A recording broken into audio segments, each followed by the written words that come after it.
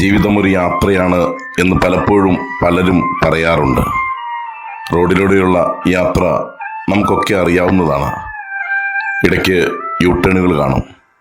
അത് തിരികെ വരവിൻ്റെ ഒരു സൂചനയാണ്. വഴിയിലേക്കുള്ള തിരികെ വരവ്, ശരിയായ വഴിയിലേക്കുള്ള തിരിച്ചുവരവ്. സിഗ്നലുകൾ നമുക്കെല്ലാവർക്കും അറിയാം. ചുവന്ന സിഗ്നൽ ഇടയ്ക്ക് നിർത്താനുള്ളതാണ്.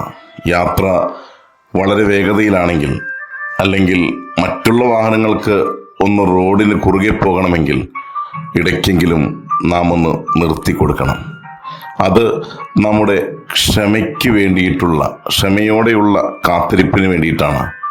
ആ കാത്തിരിപ്പിന് ശേഷം പച്ച വെളിച്ചം തെളിയുമ്പോൾ മുന്നോട്ടുള്ള യാത്ര കൂടുതൽ സുഗമമാകുന്നു.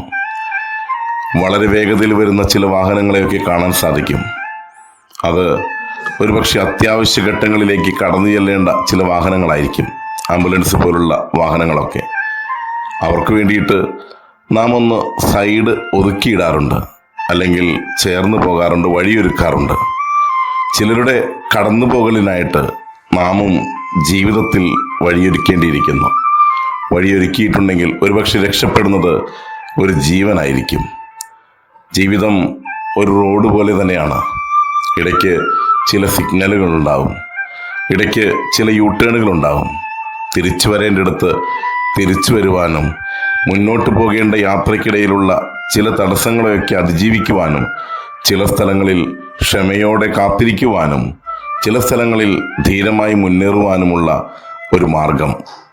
അതാണ് നമ്മുടെയൊക്കെ ജീവിതം നമുക്ക് കാണിച്ചു തരുന്നത്. മാറേണ്ടിടത്ത് മാറി, മുന്നേറേണ്ടിടത്ത് മുന്നേറി, നിർത്തേണ്ടിടത്ത് നിർത്തി, ക്ഷമയോടെ കാത്തു നിൽക്കേണ്ടിടത്ത് ക്ഷമയോടെ കാത്തു നിന്നുകൊണ്ട് ജീവിതയാത്ര വിജയത്തിലേക്കെത്തി പൂർത്തീകരിക്കുവാൻ നമുക്ക് ഓരോരുത്തർക്കും സാധിക്കട്ടെ. നല്ല ഒരു ദിനം കാത്തിരിക്കുന്നു, ആസ്വദിക്കാം. യാത്രയിലെ ഈ ഒരു ദിനം ഏറെ സുന്ദരമാകട്ടെ. നേരുന്നു ശുഭദിനം.